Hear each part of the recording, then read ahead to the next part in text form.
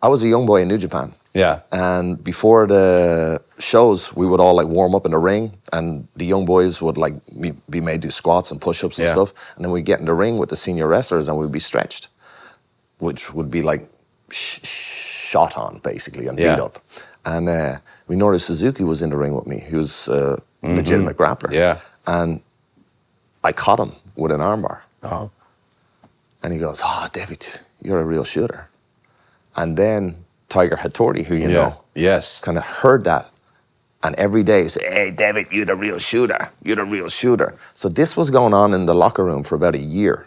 Wow. Say, "Hey, David, you're a shooter." And he'd just do it like that, shooter.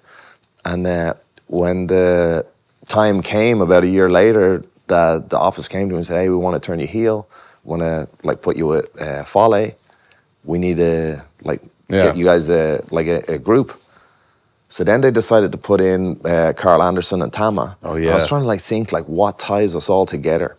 And at the time, Fale was using like the hand grenade finish, like similar to Solo. Yeah. And then there's the machine gun, and I was the real shooter. So I was like, what like links us all together? Yeah. And it was Bullet Club. I mean, you say it in the simplest of ways, but it was Bullet Club changes the entire business. Like, there's very few people who will ever sit on this awesome show, have these drinks. Well, hopefully there's more, but there's very few cheers who you can literally tell changed our entire industry with a thing that they contributed. I feel like that's the greatest title of all sometimes is it.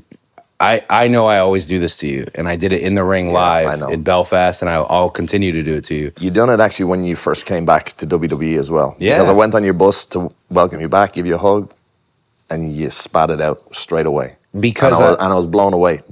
Because not many people are as honest as you. Yeah. And not many people like tell how they really feel. You know, a lot of people like shut down and kind of like try and put on this macho image. Yeah. But you don't. I mean, how could I? I benefited so much so that they call me back.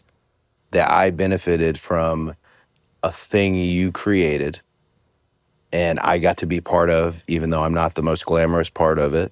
I got to be part of it for just a short moment in time. Look at the list of people who've been part of the Bullet Club. And then, of course, we were talking about it in here, and not everyone knows, especially if you've been in the WWE bubble. I don't want to be the one, I know I jokingly say this all, but you're owed so much money by so many other wrestlers. You legit, and I know it's not PayPal, Zelle, Cash App, Venmo. I know you're always like, no, but I mean, if you were to today with all these wonderful people in the TKO bubble who bring up these graphs of ratings, relevancy, and revenue, and these really great metrics, if you were to really backlog and go all the way to when the shirts started, bringing back Too Sweet in a different way where it wasn't just a nostalgic way and becoming this entity, it's so hard to get anything rolling outside of here. And it's even harder to get things rolling outside of here consistently, where it's must see, have to see it. I mean, you've heard this Hot Topic story 1,000 times, right? The head president of Hot Topic comes to WrestleMania, sees the Bullet Club shirts everywhere, and keeps asking, "Hey, when are the Bullet Club guys coming out?" And they had to explain, "No, that's not. It's another company. It was started by. He's actually here now. It's a whole thing." But then he thought, "Well, I still want the shirt. The only reason that shirt ever makes it to shelves is because you had built it with pretty much just." Not luck, full hard work, and what you guys were doing, making the whole world. I mean, wrestling's all about turning heads. How long can you turn someone's head? How long can you gravitate their attention? I remember my dad's not the greatest like commentator, but I remember one time he said something about Hogan when Hogan was in the ring, and I never forgot it because I could tell he was just talking from a completely internal perspective, but it worked for the commentary. He said, he's here to wrestle Sting at Starrcade. He says, no one has captured the imagination of the audience like that man for this long in the history of the business. And I thought, that's really what we do. How long do we have them? And a lot of times we think we still have them, and nope, it's over. We can't, right? That's something you created that still is capturing their imagination, and it's your creation. But I think that's the payment, right? Because I was in NXT about like 8 months, and I get a call from New Japan. It's like, hey, David, we got some money for you. We got Tiger again? Hey, David Chan, we got royalty check for you, man. I'm like, whoa, we got a royalty check from New Japan? Hell yeah. I said, oh, Tiger, thank you so much. How much am I due? And he goes, like $118. I'm like, $118? Oh, no. He goes, yeah, man, we need your bank details. I said, Tiger, give it to charity. I don't need it. Like, I'm good. I'm good. Yeah. So I feel like the payoff with like Bullet Club was not, for me at least, was not financial. But like I feel like it was way more valuable than any dollar amount that I could have been given from like just what it's given to the business. Yeah. Well, I can't thank you enough. I can't, and I stand by the fact that you're owed. You're owed a lot of money. At the same point, I need to also thank Carl Anderson, Gallows, Fale, Tama. Would you thank Gallows? Would you include Gallows in there? You got to, right?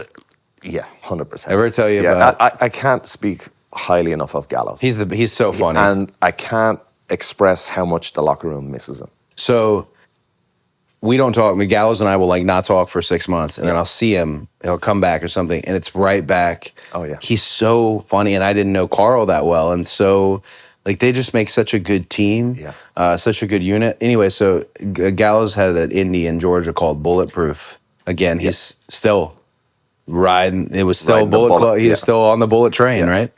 And I kid you, I like that. I kid you not. I wrestled. I forget who I wrestled. We did the main event. It was a small indie, but we did pretty well for a Georgia independent. And then, no joke, Gallows, as we're sitting down, literally slapping hands, and the show's over, saying goodnight.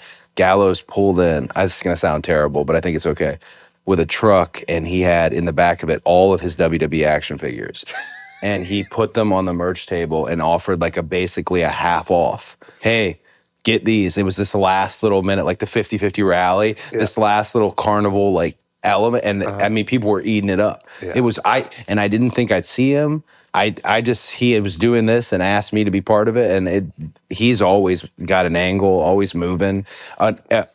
I think people like him in the business, when they're not around, we will really miss them. You know, because as time goes on, it gets really corporate.